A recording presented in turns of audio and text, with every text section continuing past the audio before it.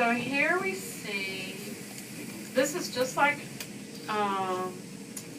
if somebody did a polypectomy or a biopsy and they gave us the tissue to look at and make a diagnosis. This is pretty much what we would get. So you've got these different pieces of tissue, right? And so right away what you can see is a couple of them at least look polypoid, right? They're kind of round and everything. But let's go to a higher power and see what we can see. Okay, so let's scoot to some, okay. So let's start with a normal. Here's our luminal surface. Here are our crypts. This is lamina propria. This is muscularis mucosae. This is submucosa down here. So what you can see is normally you do have some inflammatory cells in your colon. A lot of them are plasma cells, and it's more concentrated in the superficial portion, right, in the mucosa. You'll have these scattered lymphoid aggregates, and that's normal, okay? So now let's look at that compared to like some of this. What do you think of that? How does that look different? So let's look at it from a lower power first. Blue, right? Remember we talked about blue? So what makes it so blue? Hyperchromatic nuclei. Yeah, the nuclei. So we've got nuclei that are hyperchromatic. They're staining darker because, and what makes them stain darker? RNA, right? So they're proliferating. They're turning over. They're trying to grow. So let's go to even higher power.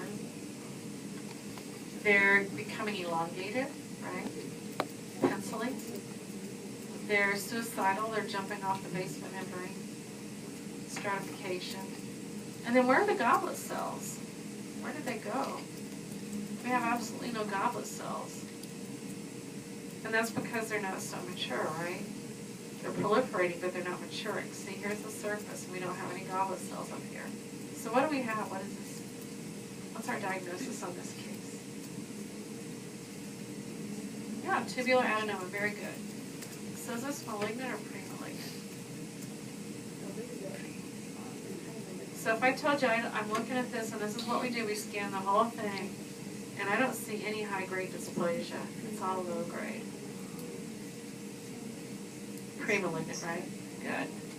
And then you look at this piece, and you can have some weird things, like some cystically dilated glands in there and stuff.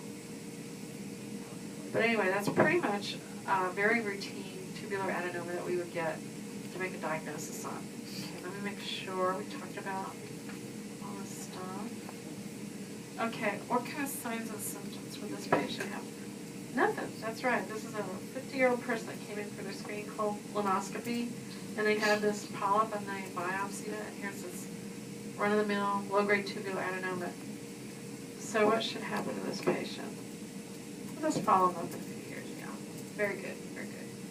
Okay. So now let's go to this one. Okay. Whoops. What is this? Okay. What about this? So here's our luminal surface. This is our mucosa. Here's our muscularis mucosae, submucosa. So this, you can tell right away, it's not just a biopsy, right, which is going to be just mostly mucosa. This is actually a resection, because here's our muscularis propria and serosa. So this was actually a resected specimen. So what does that tell you? It was big, right? It was too big to just kind of grab out with a little snare. Okay, let's go higher power. What about this? What are these? Go a little bit lower. What are these long finger-like things? They're the villi. That's right. So it's villus, it's villus, villus. So what is this? It's a villus adenoma. And this is a great one because we, like I said, we never see these anymore. So I'm looking through this whole thing, and I don't see any high-grade dysplasia. We saw it from a lower power. Go down. And we don't see anything that looks like it's going deeper into the tissues. It's just all confined up here, and everybody's behaving themselves. Let's go